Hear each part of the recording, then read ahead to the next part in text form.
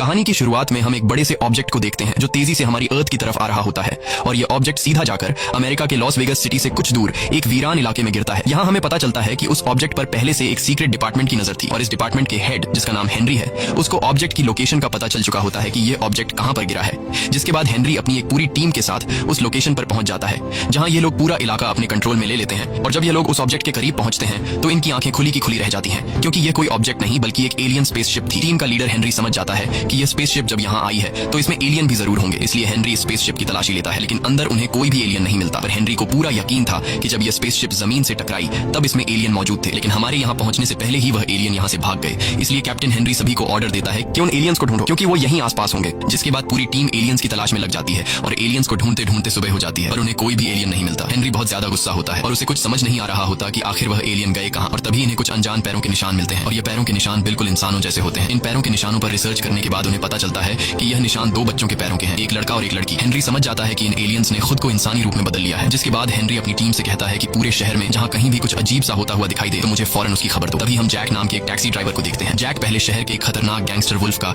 एक खास आदमी हुआ करता था, जहाँ जैक लोगों को मारना, किडनैप करना और चोरी किया करता था। लेकिन अब जैक ने बुरे काम छोड़ दिए हैं और अब वह एक आम इंसान की तरह शराफत की जिंदगी जी रहा है। पर इस शराफत की जिंदगी में जैक पैसों की कमी का शिकार हो गया है, लेकिन जैक जैसे तैसे करके गुजारा करता है, क्योंकि अब वो एक सुकून भरी जिंदगी गुजार रहा है। तभी अलेक्सा नाम की एक लेडी जैक की कार में बैठती है। अलेक्सा एक साइंटिस्ट है, लेकिन अलेक्सा को लोग बेवकूफ समझते हैं क्योंकि अलेक्सा एलियंस पर रिसर्च करती है और लोगों का मानना है कि एलियंस नहीं होते। बातचीत के दौरान जैक और अलेक्सा में दोस्ती हो जाती है और अलेक्सा जैक को एक इन्विटेशन कार्ड देती है और कहती है कि हॉलीवुड होटल के सेमिनार में मेरा स्पीच है, तुम मेरी स्पीच को सुनने जरूर आना। जैक उस इन्विटेशन कार्ड को ले लेता है और अलेक्सा को हॉलीवुड होटल के सामने ड्रॉप कर देता है। वहीं हम कंट्रोल रूम में हेनरी को देखते हैं, जिसकी टीम सीसीटीवी कैमरा की मदद से शहर के हर एक कोने में उन दो एलियंस को तलाश कर रही होती है। तभी उन्हें एक अजीब फुटेज नजर आती है जिसमें दो बच्चे बिना एटीएम मशीन को हाथ लगाए उससे ढेर सारे पैसे निकाल रहे होते हैं और यह देखकर हेनरी समझ जाता है कि ये वही दो एलियंस हैं। जिसके बाद हेनरी अपनी टीम से कहता है कि इन दो बच्चों पर नजर रखो। दूसरी तरफ जैक जब अपनी टैक्सी निकालने वाला होता है तभी उसके पास दो गुंडे आते हैं। ये दोनों गुंडे वुल्फ नाम के गैंगस्टर के लिए काम करते हैं और पहले जैक भी इसी गैंगस्टर के लिए काम किया करता था। ये दो गुंडे जैक से कहते हैं कि हमारे साथ वापस चलो, बॉस ने तुम्हें बुलाया है, लेकिन जैक उनके साथ जाने से इनकार कर देता है। ये सुनकर वो दो गुंडे जैक को जबरदस्ती ले जाने लगते हैं। तब जैक उन दोनों को मार पीट कर भगा देता है। इसके बाद जैक अपनी टैक्सी में आकर बैठ जाता है और अपनी टैक्सी को स्टार्ट करके निकलने लगता है। कुछ दूर आगे आने के बाद जैक जब पीछे मुड़कर देखता है तो उसे जोर का एक झटका लगता है, क्योंकि पीछे उसके कार में दो बच्चे बैठे हुए थे, जिसे देखकर जैक को कुछ समझ नहीं आ रहा होता